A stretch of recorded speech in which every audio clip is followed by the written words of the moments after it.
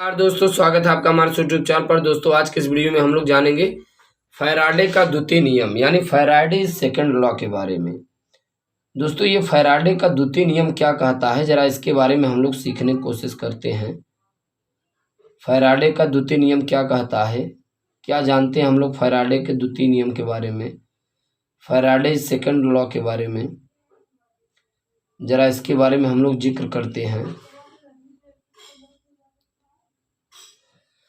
ध्यान दीजिएगा दोस्तों, Faraday second law, this is very important heading. इसके पूर्व वीडियो लेक्चर में दोस्तों हम लोग फैराडे के फर्स्ट लॉ और इनसे संबंधित कुछ छोटे मोटे न्यूमेरिकलों के बारे में जान पाए, और अब हम लोग सीखने की कोशिश करेंगे फैराडे सेकंड लॉ के बारे में, यानी फैराडे का सेकंड लॉ क्या कहता है। ये बहुत ही सिंपल है दोस्तों, कुछ है नहीं। फैराडे का सेकंड लॉ क्या कहता है, जब दो वैद्युत अपघट के जलीय विलयन में, हमने क्या कहा, जब दो वैद्युत अपघट के जलीय विलयन में समान मात्रा की धारा समान समय के लिए प्रवाहित की जाए तो इलेक्ट्रोडों पर मुक्त होने वाले पदार्थों की मात्रा का जो अनुपात होगा उनके तुल्यांकी भारों के अनुपात के बराबर होगा। राइट, हमने क्या कहा, जब दो वैद्युत अपघट के जलीय विलयन, यानी हमारे पास दोस्तों दो विद्युत अपघट के जलीय विलयन होंगे। राइट, यहाँ पे हम आपको एक फिगर छोटा सा ड्रा कर दे रहे हैं। जब दो विद्युत अपघट के जलीय विलयन, एक दोस्तों ये है और एक ये है, और दोनों पर इलेक्ट्रोड होते, इसमें भी इसमें भी। राइट, इसकी दोस्तों कनेक्टिंग यहां से कर देंगे और इसकी कनेक्टिंग यहां से कर देंगे। राइट, जब दो विद्युत अपघट के दोस्तों जलीय विलयन में हम लोग क्या करते हैं, विद्युत धारा प्रवाहित करते हैं।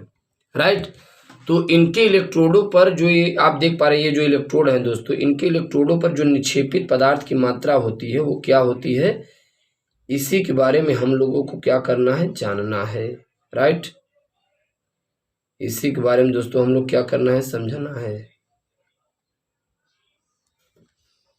तो दोस्तों यहाँ पर आप लोग देख पा रहे हैं, यहाँ पे देखिए क्या कहता है फैराडे सेकंड लॉ, जब दो वैद्युत अपघट के जलीय विलयन में समान मात्रा की धारा समान समय के लिए प्रवाहित की जाए तो इलेक्ट्रोडों पर मुक्त होने वाले पदार्थों की मात्रा का अनुपात उनके तुल्यांकी भारों के अनुपात के क्या होता है, बराबर होता है।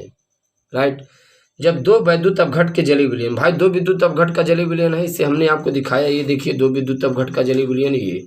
राइट, जब दो विद्युत अपघट के जलीय विलयन में समान मात्रा की धारा, यानी दोनों में समान मात्रा, यानी कि टाइम समय धारा भी समय, समान मात्रा की धारा समान समय, यानी टाइम भी सेम और धारा भी सेम के लिए प्रवाहित की जाए तो जो इलेक्ट्रोड होते हैं उन पर निक्षेपित होने वाले पदार्थों की जो मात्रा होता है उनके तुल्यांकी भारों के, यानी इलेक्ट्रोडों पर निक्षेपित पदार्थ की मात्रा तुल्यांकी भारों के अनुपात के बराबर होता है। राइट, यहाँ पर देखिए क्या कहता है, यदि इलेक्ट्रोड पर मुक्त होने वाले पदार्थ की मात्रा W1 एवं W2 है तो जिनके तुल्यांकी भार E1 और E2 है, यानी W1 प्रथम इलेक्ट्रोड पर निक्षेपित पदार्थ की मात्रा, W2 द्वितीय इलेक्ट्रोड पर निक्षेपित पदार्थ की मात्रा, E1 दोस्तों क्या है, प्रथम इलेक्ट्रोड पर निक्षेपित पदार्थ का तुल्यांकी भार, E2 क्या है, द्वितीय इलेक्ट्रोड पर निक्षेपित पदार्थ की मात्रा। राइट, तो इसके लिए दोस्तों क्या होगा, W1/W2 इक्वल टू E1/E2, यानी कि आप देख पा रहे हैं प्रथम इलेक्ट्रोड पर निक्षेपित पदार्थ की मात्रा यानी Ag है, द्वितीय इलेक्ट्रोड पर निक्षेपित पदार्थ की मात्रा क्या है, Cu है,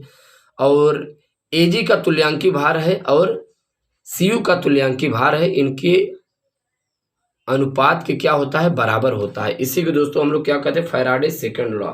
आगे आपको हम बताएंगे फैराडे के सेकंड लॉ पे दोस्तों बहुत ही सिंपल क्वेश्चन भी बनते हैं। W1 दिया रहेगा, E1 दिया रहेगा, E2 दिया रहेगा, W2 ज्ञात करना रहेगा, या इन तीनों में से कोई एक आग दिया रहेगा, E2 ज्ञात करना रहता है। तो बड़ा सिंपल वे में दोस्तों इस पे फार्मूला लग जाता है। अच्छा, फैराडे फर्स्ट लॉ में दोस्तों हम लोग कुछ शेडिंग भूल पाए थे, थोड़ा इसके बारे में इसी वीडियो में हम लोग जिक्र करते हैं और फिर आगे चलते हैं। यहाँ पर आप लोग ध्यान दीजिएगा, ये केस फर्स्ट में क्या लिखता है, यदि 1 एम्पियर की धारा, 1 एम्पियर यानी I, 1 एम्पियर की धारा 1 सेकंड के लिए प्रवाहित की जाए तो इलेक्ट्रोड पर मुक्त हुए पदार्थ की मात्रा उस पदार्थ के वैद्युत रासायनिक तुल्यांक क्या होता है, बराबर होता है।